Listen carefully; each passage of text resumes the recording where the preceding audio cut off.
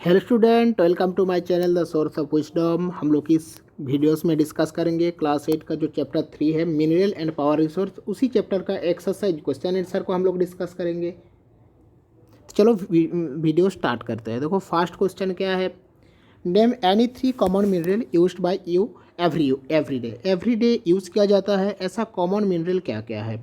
तो देखो iron, aluminium और सॉल्ट। आयरन यानी कि लोहे देखो डेली यूज़ किया जाता है, एल्यूमिनियम भी डेली यूज़ किया जाता है, और देखो सॉल्ट जो कुछ खाना बनाते हो तो सॉल्ट डालना ही पड़ता है। तो ये 3 ऐसा मिनरल है जो डेली यूज़ किया जाता है। अब देखो सेकंड क्वेश्चन को हम लोग देख लेते हैं। सेकंड क्वेश्चन क्या है, व्हाट इज़ एन ओर। ओर क्या है, देखो ओर जो अर्थ सरफेस के नीचे नीचे मिलते हैं और इससे बनाया जाता है लोहा यानी कि iron ore. That's good, that's clear. Where are the ores metallic mineral generally located. ये ओर का और कहाँ पर मिलते हैं ये बताना होगा हम लोगों को। और is the raw metal found. ये और एक रॉ मेटल या रॉ मेटल है, metal found in earth mixed with other material imposed. ये इसके साथ और बहुत सारा मिनरल कॉम्पोजिशन मिक्सड हो सकते हैं। They are generally located igneous और मेटामॉर्फिक रॉक में। अब देखो इग्नियस और मेटामॉर्फिक रॉक में ये और मिलता है, इग्नियस और मेटामॉर्फिक रॉक में। ठीक है, अब भी देखो इस जगह में और एक क्वेश्चन हम लोगों का हो सकता है। तो इग्नियस और मेटामॉर्फिक रॉक में जो मेटालिक कंपोनेंट है, जो मेटालिक है वो मिलते हैं कहाँ पर, वो मिलते हैं इग्नियस और मेटामॉर्फिक में। और जो नॉन मेटालिक है वो मिलते हैं हम लोगों का सेडिमेंटरी रॉक में। अब देखो थर्ड क्वेश्चन इधर देख लेते हैं।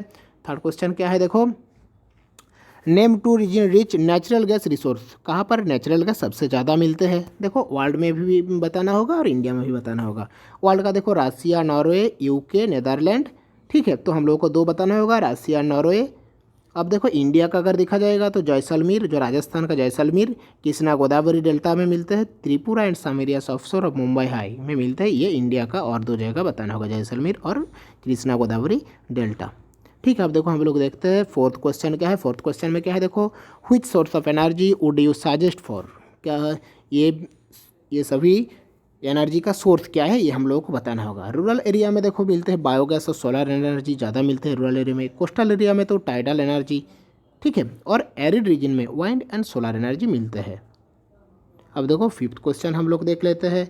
Give 5 way in which you can save energy. ऐसा 5 वे का नाम बताइए which you can save energy, आप एनर्जी को सेव कर सकते हो। तो देखो फास्ट में क्या है, switching off light when not in use. अगर आप लाइट को यूज़ नहीं करते हो तो उसी लाइट को ऑफ कर देना होगा। अगर आप लाइट घर में जैसे नहीं हो तो लाइट को ऑफ कर देना होगा, आप यूज़ नहीं कर रहे हो तो ऑफ कर देना होगा। Keeping gas cylinder of when not use. जब आप खाना नहीं बनाते हो तब सिलेंडर को ऑफ रखना होगा। रिपेयर इक्विपमेंट रेगुलरली, सभी इक्विपमेंट को रेगुलरली रिपेयर करना चाहिए। Not switching on light during day time में हम लोगों को लाइट जलाकर नहीं रखना चाहिए, क्योंकि डे टाइम में देखो लाइट जलाने का तो ज़रूरत है नहीं, तो डे टाइम में लाइट जलाकर नहीं रखना है।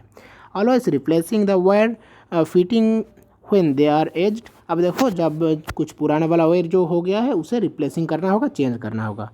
ठीक है, तब एनर्जी को सेव कर सकते हो आप लोग। अब देखो टिक द करेक्ट आंसर में फर्स्ट क्वेश्चन क्या है, which one of the following is not A characteristics of mineral. कौन सा ऐसा है जो मिनरल का कैरेक्टरिस्टिक्स नहीं है। क्या मिनरल का कैरेक्टरिस्टिक्स क्या नहीं है, देखो they are created by natural process. ये तो है, नेचुरल प्रोसेस से मिनरल बनता है। यहाँ पर नॉट लिखा है, ये बहुत अच्छे से देखो यहाँ पर नॉट लिखा है। ठीक है, तो ये तो है। दे हैव, सेकंड क्या है, देखो they have a definite chemical composition में, केमिकल कॉम्पोजिशन में है।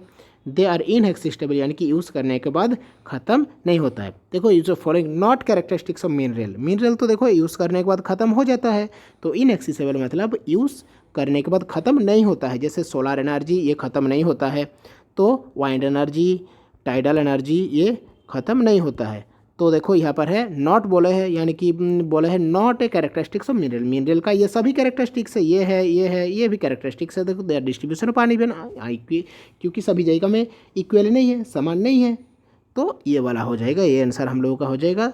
They are inexhaustible. तो फर्स्ट क्वेश्चन का आंसर क्या है, they are inexhaustible. Second question क्या है, चलो देख लेते हैं। Which one of the following is not a producer of mica. Mica किस जगह में प्रोड्यूस होता है, तो ये कर्नाटक होगा, कर्नाटका। थर्ड क्वेश्चन देख लेते हैं। Which one of the following is a leading producer of copper. Copper का लीडिंग प्रोड्यूसर है साउथ अमेरिका का चिली। अब देखो फोर्थ क्वेश्चन देख लेते हैं। Which one of the following practices will not conserve LPG in your kitchen, किसके through तुम किचन में LPG कंजर्व नहीं कर सकते हो। देखो ये जो फोर्थ पॉइंट है ये होगा cooking food is open pan kept in low flame में, ठीक है। अब देखो फिफ्थ क्वेश्चन तो नहीं है, गिव रीजन्स कुछ दिया हुआ है, गिव रीजन्स हम लोग देख लेते हैं। चलो गिव रीजन्स का फर्स्ट क्वेश्चन क्या है, देखो environmental aspect must be carefully looked into before building huge dam. हम लोगों को ह्यूज डैम बनाने से पहले एनवायरमेंटल क्या एस्पेक्ट लेना चाहिए, ये हम लोगों को बताना होगा। इसका रीज़न क्या है, dam created imbalance in the earth equilibrium, ये तो सही है, डैम क्या कर देता है, अर्थ इक्विलिब्रियम को इम्बैलेंस कर देता है, बैलेंस को डिस्टर्ब कर देता है। डिफॉरेस्टेशन, क्योंकि फॉरेस्ट काट के बनाना होता है। पीपल आर डिस्प्लेस्ड, पीपल को एक जगह से दूसरे जगह ट्रांसफ़र किया जा सकता कर सकता है, क्योंकि उसी जगह में डैम बनाएंगे इस कारण के लिए। Cities village town are shifted causing untold hardship to people. देखो सिटी विलेज और टाउन से शिफ्ट किया जाता है, किया जाता है पीपल को दूसरे जगह में। फ्लड थ्रेट लूम लार्ज, ज़्यादातर बाढ़ आता है। अर्थक्वेक थ्रेट, अर्थक्वेक की थ्रेट की वजह से भी ये होता है। अब देखो silting of lake and lake a problem, silting lake ये भी एक प्रॉब्लम है। अब देखो सेकंड क्वेश्चन देख लेते हैं, मोस्ट इंडस्ट्रीज आर कॉन्सेंट्रेटेड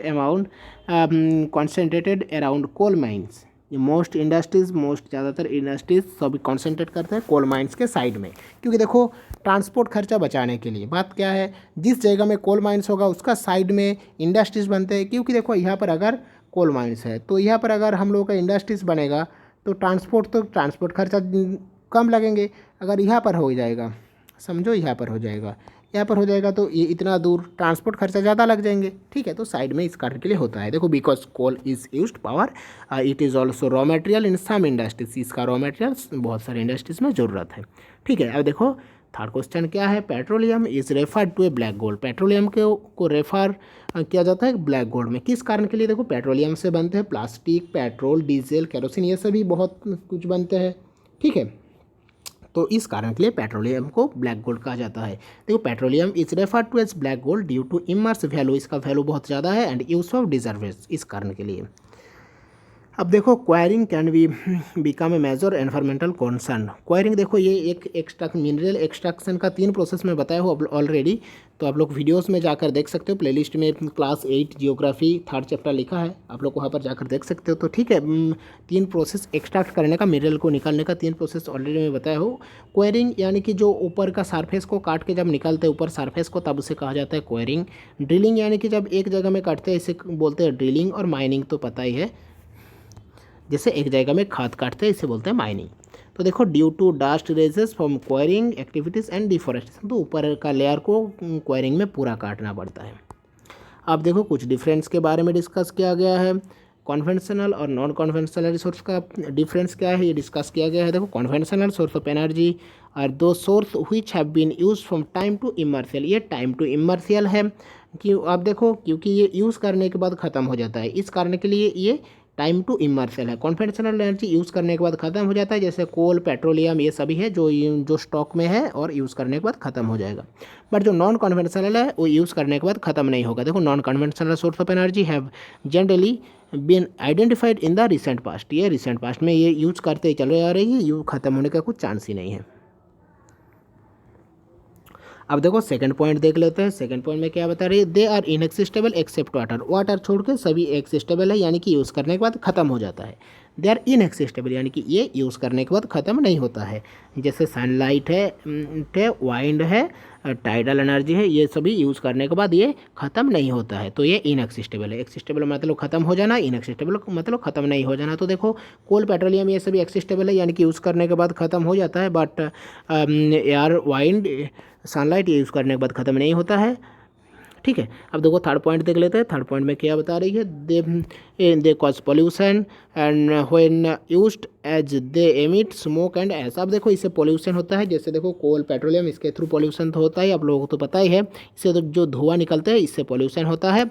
अब देखो इधर third point, they are generally pollution free, देखो सनलाइट, वाइंड, इससे पोल्यूशन नहीं होता है, तो इससे बताया ये पोल्यूशन फ्री है। फोर्थ पॉइंट क्या बता रही है, चलो देख लेते हैं, they are generation use involve huge expenditure, ये यूज़ किया जाता है ह्यूज एक्सपेंडिचर में, और ये जनरेशन में मतलब लाइफ में ख़त्म होने का चांस भी है। Very Marge amount of money required, very much amount of money required for their use, ज़्यादातर मनी यूज़ करने की ज़रूरत नहीं होता है, क्योंकि देखो सनलाइट वाइंड ये तो खरीदना नहीं पड़ता है ना, इस कारण के लिए। तो देखो ये 4 पॉइंट बताना और एग्जाम्पल लास्ट में बता देना, जैसे जो यूज़ करने के बाद ख़त्म हो जाता है, जैसे coal, mineral oil, natural gas, atomic power, ये सब यूज़ करने के बाद ख़त्म हो जाता है। तो ये हो जाएगा हम लोगों के लिए नॉन कॉन्वेंशनल है, यानी कि कॉन्वेंशनल या नॉन रिन्यूएबल है। ये नॉन रिन्यूएबल है, ये नॉन रिन्यूएबल है। अब देखो जो नॉन कन्वेंशनल है वो रिन्यूएबल है, यानी कि यूज़ करने के बाद ख़त्म नहीं होता है।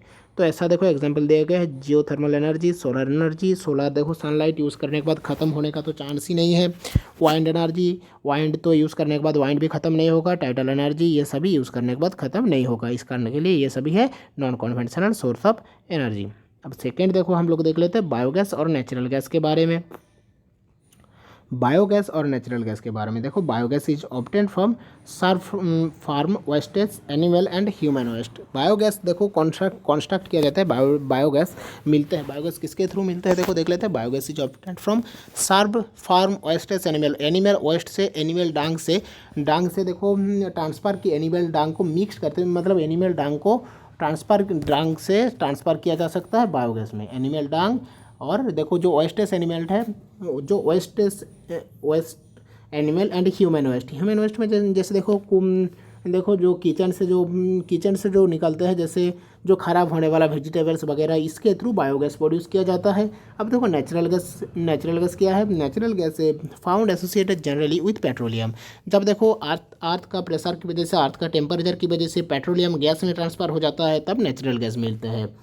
देखो it is used mainly rural area. Biogas देखो जैसे गोबर गैस एग्जाम्पल है, ये ज़्यादातर मिलता है rural area for domestic purpose, ये डोमेस्टिक पर्पस में मिलता है, ठीक है। अब देखो it is used means energy raw material in fertiliser plant as fuel electricity generation. ये देखो ये रूरल एरिया में मिलना मुश्किल है, ये मतलब रेयरली मिलता है, कम जगह में मिलता है, ठीक है। It is produce for rural area, ये तो रूरल एरिया में प्रोड्यूस किया जाता है। रूरल एरिया में प्रोड्यूस किया जाता है, यानी कि बायोगैस रूरल एरिया में प्रोड्यूस किया जाता है। It is produce for Mumbai high, ये देखो मिलते हैं नेचुरल गैस कहाँ पर, मुंबई हाई में मिलते हैं। गुजरात, असम ऑयल फील्ड में ये मिलते हैं नेचुरल गैस। आंध्र प्रदेश, तमिलनाडु, त्रिपुरा में भी मिलता है नेचुरल गैस। अब देखो फोर्थ पॉइंट भी देख लेते हैं। It is no categorise, it is only one gas. इसका कुछ कैटेगरी नहीं है, ये एक ही गैस है जो बायोगैस है, ये गोबर गैस है, ठीक है, बायोगैस है। अब देखो नेचुरल गैस का एग्जांपल क्या है। Natural gas is called LPG. इसका कुछ अलग अलग डिवाइडेड पार्ट है, एलपीजी है, सीएनजी है, ठीक है। अब देखो देख लेते हैं सेकंड क्या है, फेरस और नॉन फेरस का डिफरेंस एक बार देख लेते हैं। चलो फेरस और नॉन फेरस का, या मेटालिक और नॉन मेटालिक का, ये दोनों ही सेम है। अब देखो the mineral having iron content are called, जिसमें आयरन कंटेंट होता है उसे कहा जाता है फेरस। जिसे आयरन कंटेंट होता है उसे कहा जाता है फेरस मिनरल, उसे कहा जाता है फेरस मिनरल। जिसे आयरन कंटेंट है उसे कहा जाता है फेरस मिनरल। आयरन कंटेंट देखो जिसे है उसे कहा जाता है फेरस, और जिसे आयरन कंटेंट नहीं है वही है नॉन फेरस। जैसे एग्जांपल के थ्रू देखो आयरन और जिसे आयरन कंटेंट है, मैंगानीज में भी है iron content, chromite and cobalt में आयरन कंटेंट है। अब देखो किसमें नॉन फेरस है, जिसमें आयरन कंटेंट नहीं है, जैसे जिंक, टीन और सिल्वर, लेड, ये सभी में आयरन कंटेंट नहीं है, तो ये सभी है नॉन फेरस में, ये सभी है, ठीक है। अब देखो थर्ड में क्या बता रही है, India abound in ferrous mineral. India में फेरस मिनरल ज़्यादा मिलते हैं। India is deficient in non ferrous कम मिलते हैं। नॉन फेरस इंडिया में कम मिलते हैं और फेरस ज़्यादा मिलता है। अब देखो जो लास्ट में है मेटालिक और नॉन मेटालिक के बारे में डिस्कस किया गया है, मेटालिक और नॉन मेटालिक के बारे में। अब देखो metallic mineral are those mineral which produce metal after this processing. अब देखो जो मेटालिक मिनरल है उसी को प्रोड्यूस किया जाता है, मेटल से प्रोड्यूस किया जाता है मेट्रिक मिनरल्स, मेटल से प्रोड्यूस किया जाता है मेटालिक मिनरल। अब देखो जो नॉन मेटल है, non metallic minerals are those mineral which do not produce metal, ये मेटल से प्रोड्यूस नहीं किया जा सकता है। अब देखो दे आर ऑफन हार्ड, ये हार्ड एंड शाइन है, चमकने वाला चीज़ है। ये जो मेटालिक है ये चमकने वाला और बहुत हार्ड है, ठीक है।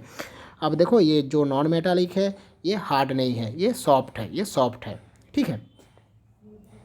अब देखो दे कैन बी स्मेल्ड, इससे मेटालिक मिनरल से स्मेल आता है, बट जो नॉन मेटालिक है इससे स्मेल नहीं आता है। अब देखो फोर्थ में क्या बता रही है, many of them can be drawn into wires and and roll down in sheet. अब देखो इससे वायर बनाया जा सकता है। They neither to drawn into wires not be there rolled in down sheet. अब देखो इससे सीट भी नहीं बना सकते हैं और वायर भी नहीं बना सकते हैं। अब जो 5 में है देखो when heat they are not broken. अब देखो जो जो मेटालिक है इससे हीट दिया जाता है तो ये टूटता नहीं है, नॉट ब्रोकन या टूटता नहीं है। जब देखो नॉन मेटालिक में जब जिसे इसे हीट दिया जाता है तो ये टूट जाता है, गेट ब्रोकन यानी कि टूट जाता है। एग्जाम्पल आयरन और कॉपर, एल्यूमिनियम, टीन, सिल्वर, ये सभी एग्जाम्पल है मेटालिक का। बट देखो सल्फर, कोल, पेट्रोलियम और माइका सॉल्ट ये सभी नॉन मेटालिक है, यानी कि मेटालिक कंटेंट इसमें नहीं है। ठीक है, चलो ये तो हो गया। हम लोग नेक्स्ट वीडियोस में देखेंगे 4th चैप्टर के बारे में। Thank you. अगर वीडियो अच्छा लगेगा तो लाइक, शेयर एंड सब्सक्राइब जरूर कर दो। Thank you.